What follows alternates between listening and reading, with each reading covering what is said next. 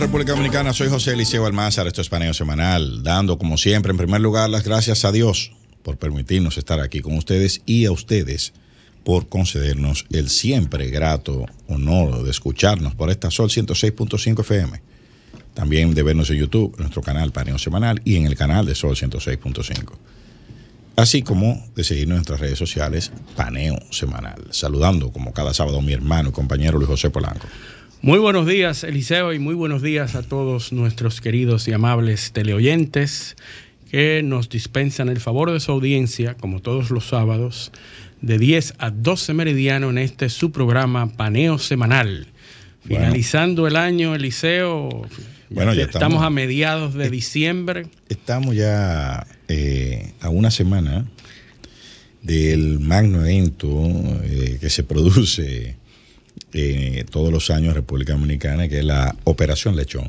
Operación Lechón, sí. El evento que produce que todo se posponga, claro, ya a partir de estos momentos, estas semanas, nada se va a decidir, nada se va a hacer, todo queda para después de Navidad.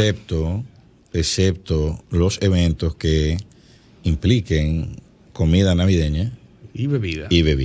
Así es. Eso no se es lo único que se va a hacer aquí. Diciembre tiene 45 días. Sí, porque todo comienza después del 15 de enero. Después del 15. Entonces, y enero tiene 15 días. 15 días, sí, porque el calendario dominicano es así. Es así. Entonces estamos a final de año con un panorama internacional convulso, sigue siendo convulso, pero parece ser ya que, como habíamos anunciado en otros programas, el asunto de Ucrania está por resolverse. Ya se están dando los toques para el público que no advierte los movimientos. Parece que todo sigue igual. Para otros expertos que están viendo esas señales, estamos convencidos de que ya se está preparando, claro, la paz en Ucrania. No, el escenario de la Ucrania posguerra. La Ucrania posguerra, que ya se está preparando.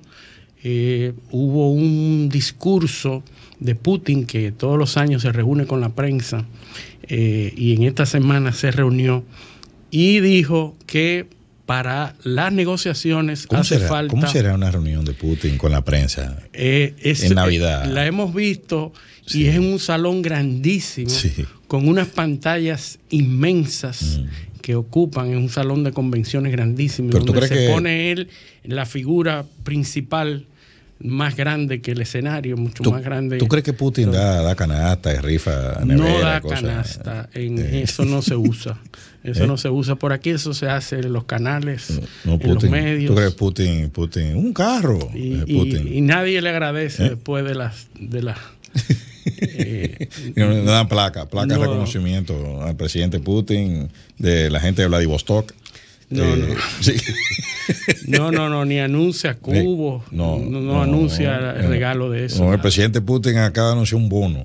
Para los periodistas que están aquí. Sí, no, eso no se da, Eliseo.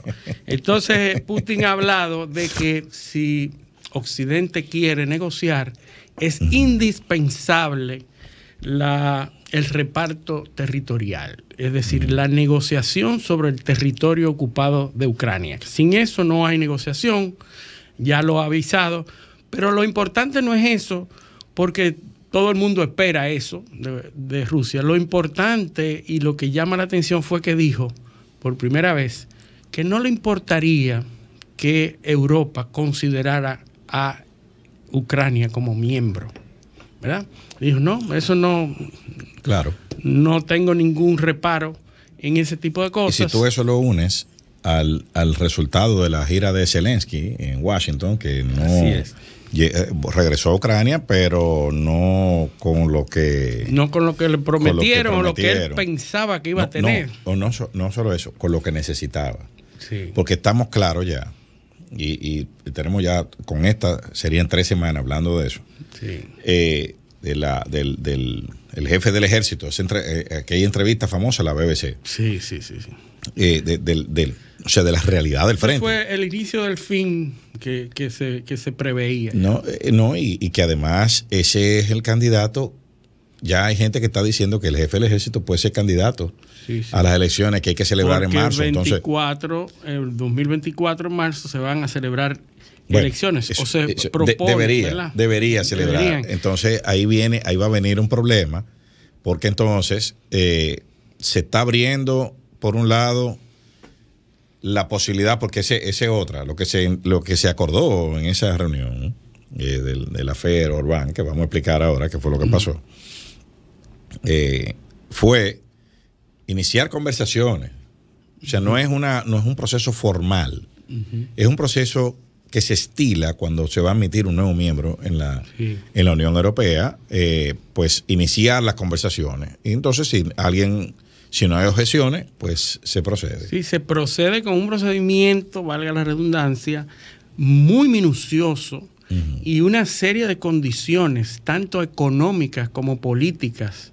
Es decir, te dicen, tú eres elegible. Tú eres elegible. Sí. Si cumples, sobre todo con una serie de reglamentos de Copenhague, por ejemplo, que habla de la probidad del Estado, del régimen de derecho, de las estructuras del Estado y una economía estable también, una serie de condiciones que sabemos que Ucrania no la tiene, ¿verdad? Pero que de todos modos se está considerando. Yo creo que es un premio de consolación para Zelensky el que se esté pensando en eso. Ahora, y una salida definitiva al conflicto, porque vamos a suponer que mañana esto se acaba, pero hay que sentar las bases para que en el futuro no se vuelva a repetir. Sí es. Entonces, admitir a Ucrania, a lo que quede de Ucrania, sería una especie de seguro de vida para que Rusia no vuelva a atacarlo, porque sería atacar a un miembro de la Unión Europea. Exacto. Entonces,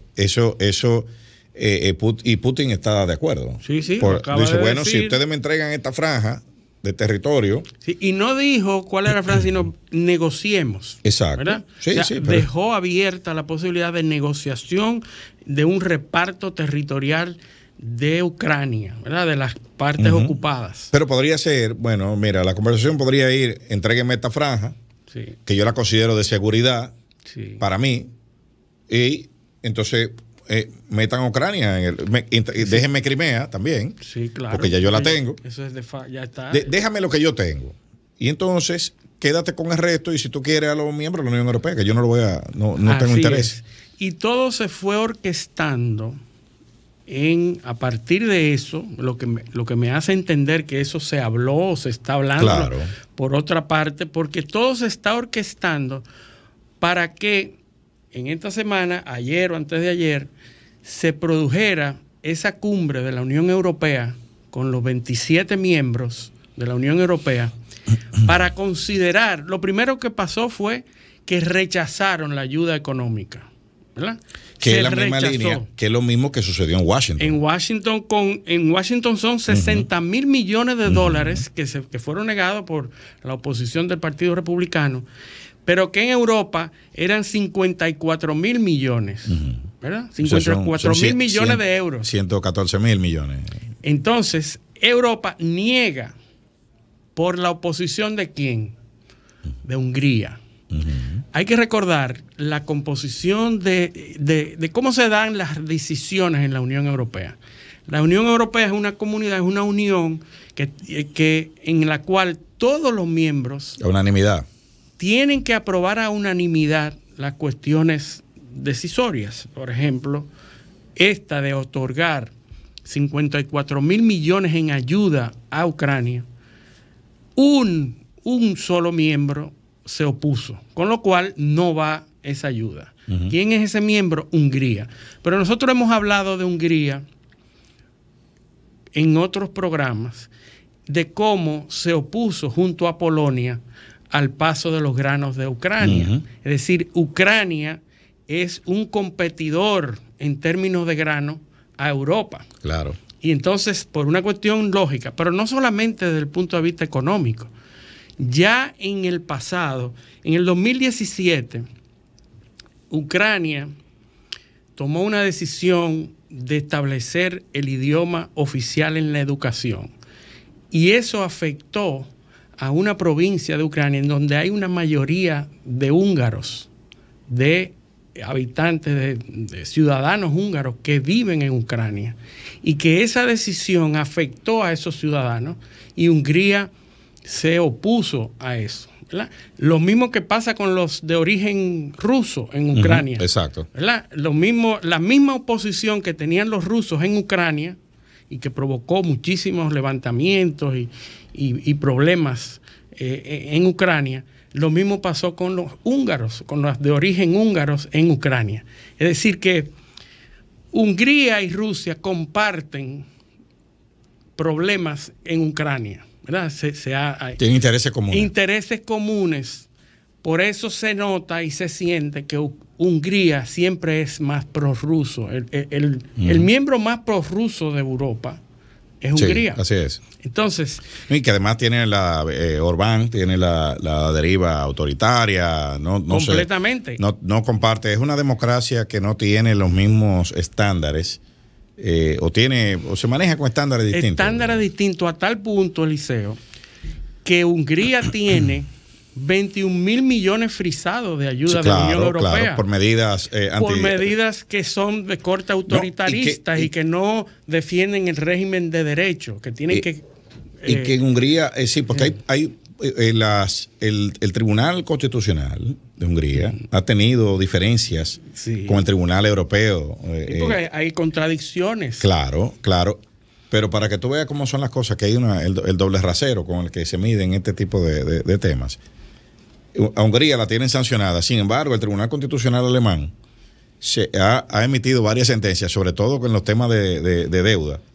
Sí. De deuda la constitucionalidad de la deuda soberana, que van en contra de la... Pero es Alemania. Pero como Alemania, pues... No, Alemania no es lo mismo, no se mide por la misma vara. No se atreven, ese es el doble rasero. Ese es el asunto. Pero se produce esta cumbre en donde, a pesar de la histórica oposición de Hungría a ofrecer fondos, a favorecer más la corriente prorrusa, etcétera, siempre es la nota discordante en Europa, es Hungría.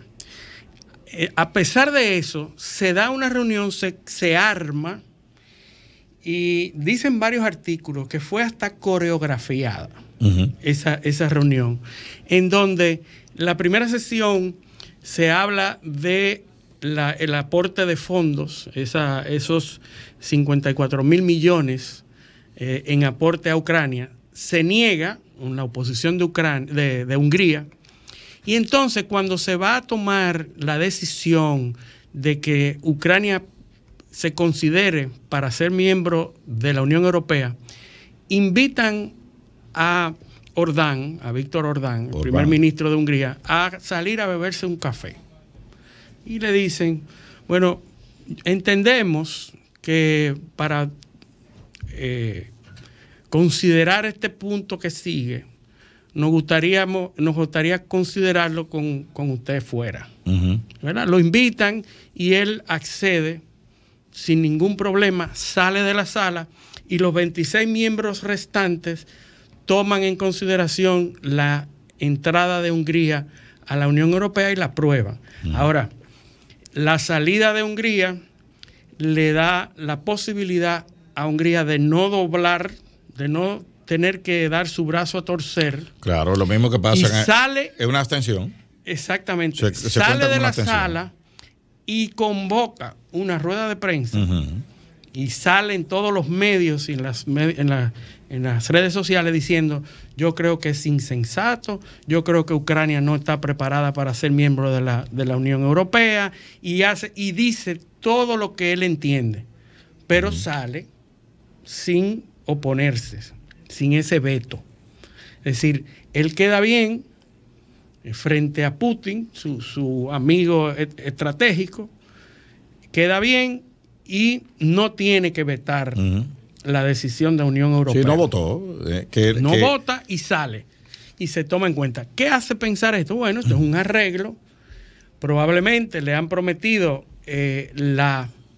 desbloquearle los 21.000 millones. De los 23.000 millones que le tienen bloqueado a él precisamente por faltas en lo que Europa considera una falta en el régimen de derecho de su país, y entonces él accede a salir cuando se está considerando la entrada de Ucrania.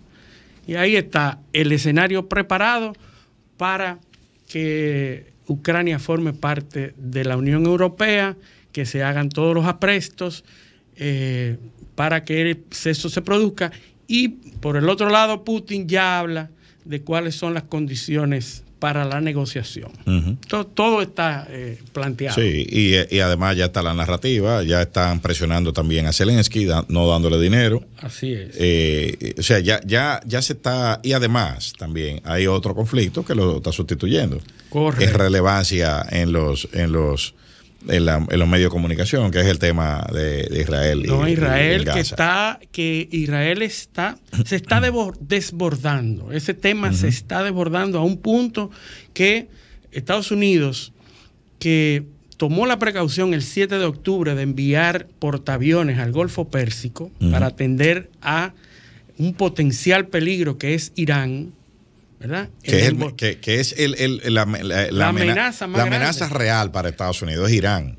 Correcto. Entonces, Irán está ahí. Entonces, ya esta semana se habla de la retirada de ese buque por presiones para no provocar una escalada, porque entonces Irán moviliza fuerzas y llama a la salida de esas tropas que están en el Golfo Pérsico.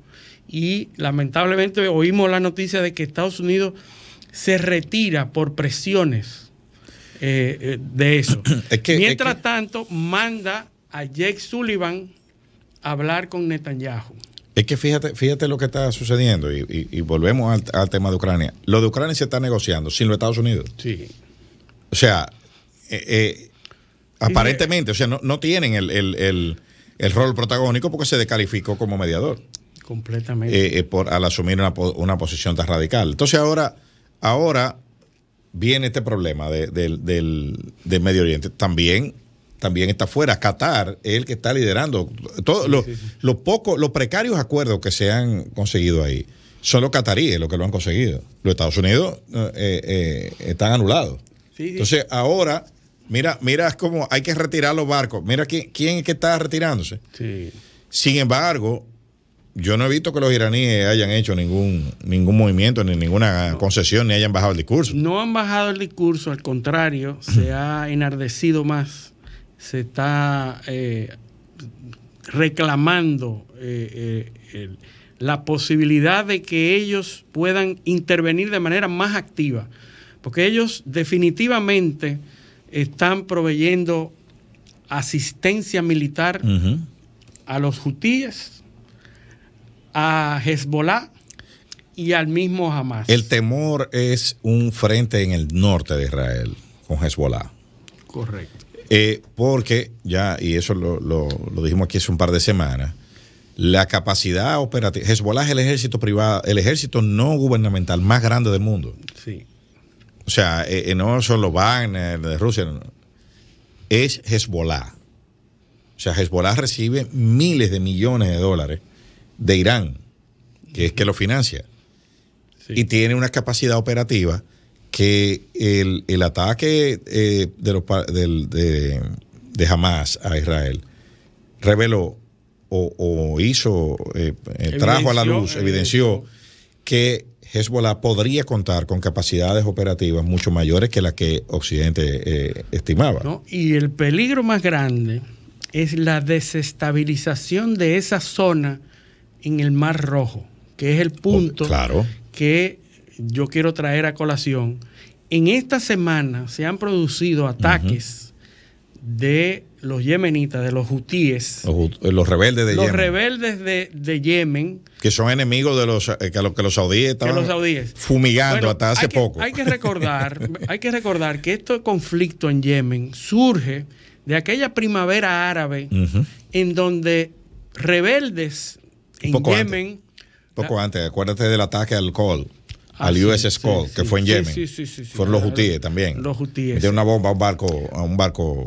Bueno, pero lo que desestabiliza al gobierno en Yemen es que la población le da el apoyo a esos rebeldes y desestabiliza el gobierno. Después de ese ataque, después se hace una coalición apoyada por los saudíes, apoyada por algunos otros estados miembros, hacen una coalición de apoyo al gobierno. Después de ese ataque al Col, que fue después de la guerra del Golfo Pérsico, de la primera guerra del Golfo Pérsico, es que los Estados Unidos comienza a venderle armas a los saudíes para que ataque, o sea, para que aplaque, o sea, le da la seguridad de esa zona a los saudíes. Eso, lo que pasa, Yemen está en la entrada del Mar Rojo. Sí. Y del otro lado está Somalia. Sí. Somalia, ese se llama el estrecho de Mandeb, se llama eso. Bab al-Mandeb. Ahí fue que firmaron la película esta que trabaja Tom Hanks, que Captain Phillips, ¿verdad? Eso es ambientado en esa zona, en el Golfo de Adén, que es frente a Somalia. Así es. Entonces, esa zona ahí, ¿tú sabes quién le da? Después que los norteamericanos tuvieron que salir de ahí, porque fue fueron atacados en Somalia. Hay otra película que se llama Black Hawk Down, que ahí le tumbaron unos helicópteros Black Hawk y hicieron una película de eso los americanos para contarla de forma épica y bonita a su público, pero ahí lo que hicieron fue una carnicería. Así es. Acabaron con los americanos. Y después que tuvieron que salir de ahí, los de Estados Unidos, entonces dejaron, ¿tú sabes quién? A los que van para Haití. Ah, sí. Y la tropa que está. Ajá, esa es la tropa que va para Haití. Sí. Esos son los que están cuidando ahí. Entonces, ¿qué pasa? ¿Cuál es el problema con el Golfo Pérsico? Bueno, de ese lado está ese conflicto, están atacando los barcos, pero del otro lado del Golfo Pérsico, el lado este, está el estrecho de Hormuz, que es por donde pasa más del 20% del petróleo del mundo. Pasa por ahí, que sale de Irán. Y eso es un estrecho donde hay, los iraníes tienen una buena parte, pero tampoco es que Omán, Qatar, ni los Emiratos Árabes Unidos son países muy dóciles con los Estados Unidos. No, tampoco son adeptos, no se arrodillan tampoco. Exacto, porque ahí no es tan fácil la gobernabilidad. En Yemen se da este conflicto que tiene años y años dándose, en donde Norteamérica, Arabia Saudita y otros países suplen armas al gobierno, a la parte del gobierno, mientras que Irán suple armas a los hutíes para que peleen, ¿verdad? Ahí se montó el pasillo sur de Hezbollah. Ese es en la península Entonces, arábica. ¿qué ha pasado en esta última semana cuando se han intensificado los ataques de Israel en la Franja de Gaza? Que los hutíes están atacando a los buques comerciales que pasan por el Mar Rojo. Ya la naviera Maersk, que es la más grande del mundo, que no va por ahí, no pasan por ahí. Suspendió operaciones por ahí, pero así hay otras que han sido atacadas, flotas de Noruega, flotas de Europa, que ese pasadizo comercial, recuerden aquella vez cuando el buque se encalló y produjo pérdidas millonarias porque no se podía pasar por ahí. Recuérdate, para que la gente se ponga en contexto. Vimos que Irán operaba en el pasillo sur de la península arábica, ¿verdad? Recuerden que Irán y Arabia Saudita eran enemigos hasta el otro día. Hasta el otro día. Y que después de este bombardeo, de este ataque a Gaza, habían los acuerdos de Abraham quedaron engavetados. Se quedaron engavetados. Así que es lógico que los Estados Unidos se esté retirando porque para evitar una escalada mayor. Exactamente, desestabilización regional. Y sin apoyo logístico de esos países. Exactamente. Ese es el problema. Entonces, ¿cómo tú vas a poner un portaavión solo rodeado de enemigos? No, si pierdes el apoyo de los aliados, no puedes operar. Y eso es lo que está pasando. Mientras tanto, se manda a Ed Sullivan, el asesor de seguridad del gobierno, de la Casa Blanca, lo mandan a hablar con Netanyahu para que pare, para que cambie, baje la intensidad. La intensidad que fue esta semana pasada fue atroz.